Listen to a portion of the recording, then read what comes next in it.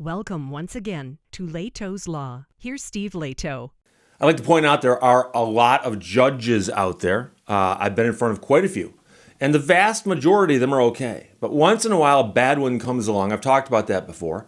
And another one just popped up on the radar. And Randy sent me notes and Steve, check this out. And the headline alone is worth the price of admission. Colorado judge reportedly screamed at attorneys just days after returning from a suspension and undergoing anger management. Something tells me those courses didn't work. It didn't stick, as they say. David Magoya from the Gazette out of Colorado Springs writes a story just 2 days after coming back from a month-long suspension from the bench for a criminal conviction that required extensive anger management counseling. Summit County District Judge launched into a courtroom tirade against two attorneys that left them frightened and fearful. I'm just laughing because the anger management portion of that. He said in a written order that he roundly admonished the lawyers at a hearing on November 15th for allegedly ignoring the court's deadlines, but later admitted he was disappointed in himself for his intemperance. He was intemperate. See, if you have a really good big word you can use, instead of saying you did something wrong, that's what you do. But one of the lawyers in the case said the judge had actually screamed at them and that the lawyer just sat back and took the court's anger and displeasure without standing up for myself. And by the way, I've had people ask me about this. They say, Steve, if you're in court and a judge were to start yelling at you, would you start yelling back? Shouldn't you, to stand up for yourself? And I have to remind people that I am not in court for the most part on my own cases. I am there on other people's cases.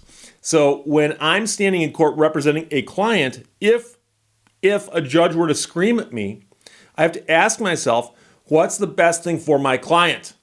Do I scream back or do I stand there and wait to fight another day? So that would be more often the case, because I mentioned before that I was in front of that one judge who finally got kicked off the bench and thrown in jail. And when I was in front of her, I saw her do things that I thought were impolite. I don't know that she did anything that rose to the level, in my cases, that should have gotten her in trouble. But I'd heard all these stories about her. So when you saw her amping things up, you got concerned. But the entire time my client is sitting right here. And so my number one concern is my client and my client's case. And so if I got to take a beating from my client, I'll do it. But don't get me wrong, if I was there by myself or on a personal matter and that happened, different story altogether. An attorney wrote, I was physically affected by the lack of decorum and outright anger directed at me. And that was in a statement filed in the court. The attorney filed a motion asking the judge to remove himself from the case, and the judge denied it. I was frightened and still am fearful of how I will be treated in this courtroom in the future. I hope there's a lot of judges there. That's all you can hope.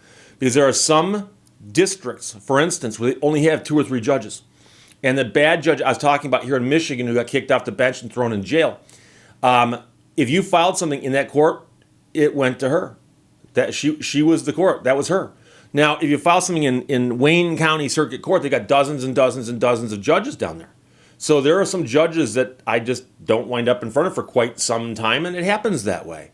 So the attorney represents a moving company employee who says he was injured when he fell from the deck of a client's home while moving bedroom furniture, according to the lawsuit filed back in 2020. Now, the attorney did not respond to the newspaper's efforts to reach him. So the attorney responded in a filing with the court asking the judge to remove himself from the case, which the judge denied, but that's how we know what the attorney's side of the story is. Now, the judge was suspended for 30 days without pay back in August by the Colorado Commission on Judicial Discipline following his guilty plea to misdemeanor disorderly conduct in which he allegedly threatened his stepson with a rifle in July of 2021 during a protracted argument at his home. His suspension ended November 13th. So he had something that he was accused of doing, and it was a guilty plea that he entered. So he admitted he did it, okay? So it was a guilty plea that got entered, and the Judicial disciplined people looked at what happened and said, okay, this guy's clearly got issues. So that's where that came from. Now, he was the chief judge for the 5th Judicial District that includes Summit County, and he was initially charged with felony menacing in that case, but apparently was dropped down to the misdemeanor disorderly conduct. He was sentenced to a year of unsupervised probation, fined, and was required to continue anger management counseling that he had voluntarily initiated. So this is a great thing, and here I'm going to read between the lines for you. When you see somebody who is legally adept doing something, you ask yourself, why are they doing it? And so it says here that he voluntarily initiated anger management counseling, and that appears to have been done before he was sentenced. And so I can tell you that I know people who do a lot of criminal work. And for instance, if somebody is arrested on a drunk driving charge and their numbers are way off the chart, they'll tell that person to go get treatment now.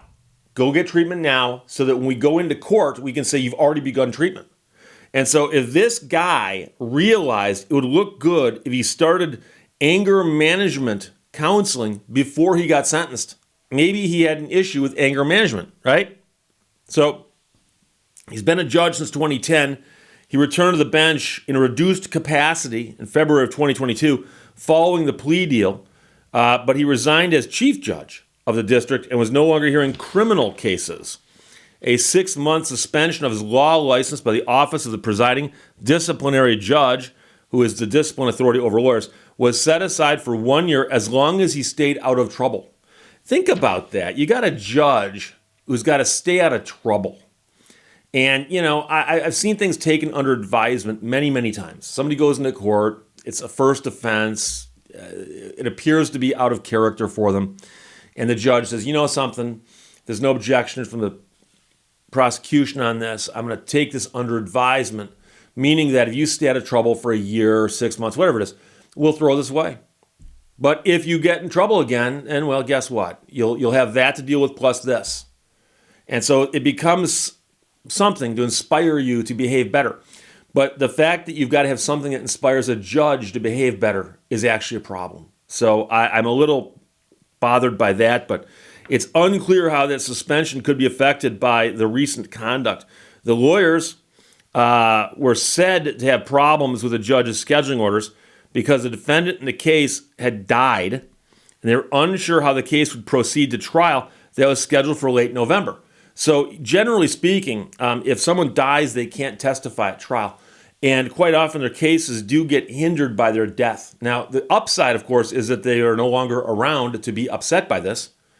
But that does throw a monkey wrench into the plans.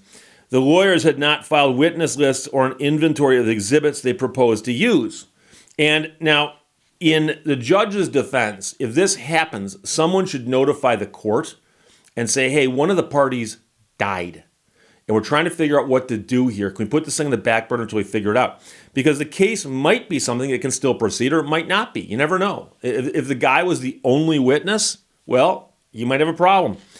So the judge sanctioned the lawyers by waiving the jury trial and, as an embarrassment, ordered them to appear on the trial date before inconvenienced prospective jurors to say they were unprepared.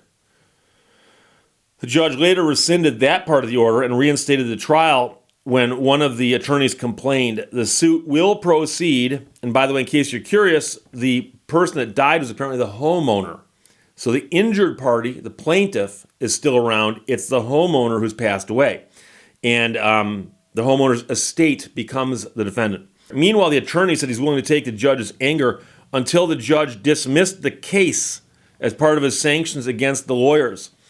It was only when the court yelled that my client's case was dismissed as a sanction that I had to speak up and point out that that was the most extreme sanction, and it would be a sanction to my client who was innocent in all of this.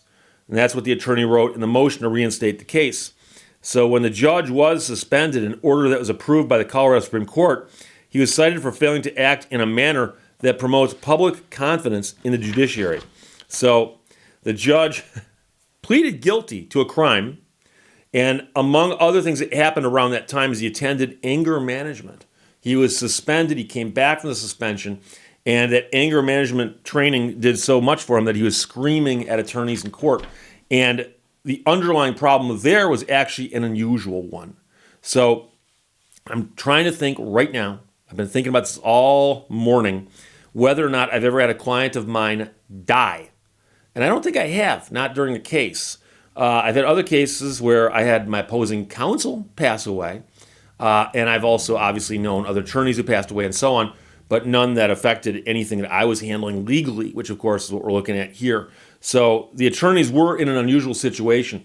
And you have to understand that the court here was behaving as if you're worried about the court itself. The court's job is to resolve cases, whether by settlement or by trial. And so if the court finds out that one of the parties has passed away, the court's going to realize, oh, there's some stuff we've got to do paperwork-wise here to indicate that the defendant is no longer a person but an estate. Okay? Hopefully this court can handle that case. If not, you may have to take a different court. But that's issue number one. And then issue number two, of course, is just simply that would throw things into disarray for a little bit. So the fact that they needed some time on this shouldn't have come as a surprise. But for the judge to scream at them, and we all have different variations of what we might think the word scream means. And does that literally mean that the volume goes up to 10 and the pitch changes to where it actually hurts your ears? I mean, were there cats 3 blocks away going like, what's that sound? I mean, so I don't know what that means specifically because I wasn't there. But one of the strangest things, and we've all met people like this, that you're talking to somebody about something and they get upset and they want to prove their point and they don't think they're proving it right. So they start increasing the volume of their voice. And that's something that's always bugged me because if the words you're saying make sense, the volume at which you say them doesn't change their meaning. And I know people. I actually know people who, if I'm having a discussion with them, I can anticipate it. That if I don't agree with them and get on board with what they're saying, they're going to start repeating it louder and louder and louder. And that is a problem.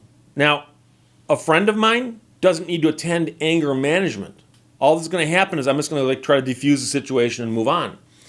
But if a judge cannot control him or herself on the bench, understanding that the power that judge wields, that judge could whisper things to make those attorneys quake in their shoes. And that's what really blows my mind here, is this judge is not that smart. Because a smart judge would lower his voice and lean at the microphone and go, guys, one of your parties died and nobody contacted me? Shouldn't that have been your first step? Why didn't somebody, whose job was it to contact the court? Whose job was that? Is there really a need to raise your voice to get that point across? No, of course not. And so when you raise your voice, and by the way, we've all seen this. Look at little kids, how they behave, how they react when adults start screaming at each other or at them. And it's a very, very visceral reaction that we have when people start screaming at us. Because it often, I think, has something to do with going way back in the mists of time that people would scream in emergencies. And so someone's screaming at you, and deep down your body just tells you there's an emergency, something bad is happening. No, the judge is losing it on the bench. So that's a bizarre problem. So I hope they've got this on video, because some courts have court reporting systems, they catch it all on video, and if they do, you download the video, you send it up to the Judicial Tenure Commission. I forgot what they call it there in Colorado, but you send it to them, and you say, look at this. This guy does not have the demeanor to be a judge. Remember, this is post-anger management.